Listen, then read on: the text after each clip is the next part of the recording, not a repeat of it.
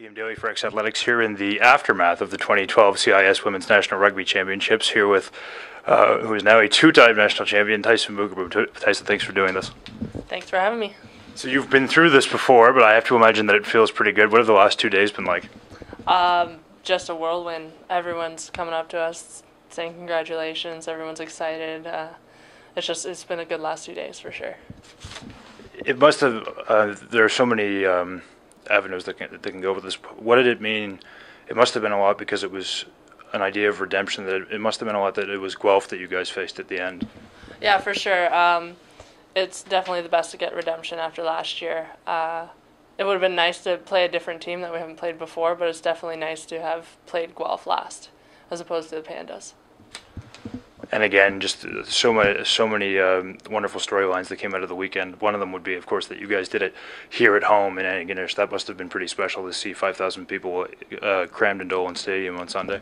Yeah, I didn't really notice it during the game, but after the game I looked up in the stands and it was just insane, and the noise was ridiculous. Trying to make calls and stuff, we had to call it a couple times, and we're screaming at each other on the field, just trying to make sure that we could hear each other and everyone knows what the call is.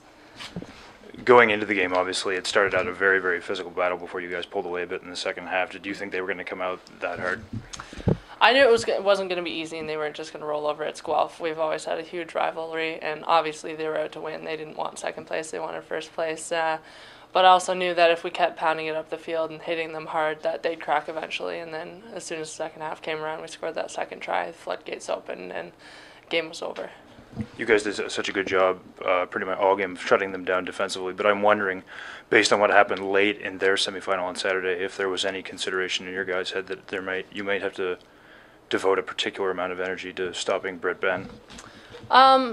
We obviously had Britt Ben in the back of our mind. She is their biggest threat on the field, but they also have a lot of other good players, and they tend to keep it in the forwards the same way we do. So we had to focus on their forwards first, and then worry about their backs. And I think Juvie and Natalie did a very good job of shutting down Britt Ben. So the forwards kind of worried about the forwards, and the backs had our backs with covering their backs.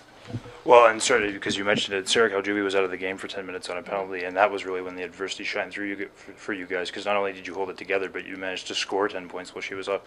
How significant was that for your team? That was definitely the turning point. Scoring 2 tries down a person is huge, and Ali Monroe did an excellent job of stepping in at 12 while Juvie was in the sin bin, so we didn't even really notice that we were down a man. We just stepped it up and held it together for Juvie until she was back, and then she came out, and she came out with vengeance too. Just talk about how particularly significant this accomplishment is for you. I mean, obviously, like we said, it's not the first, but it's got to feel pretty special considering what happened after last year.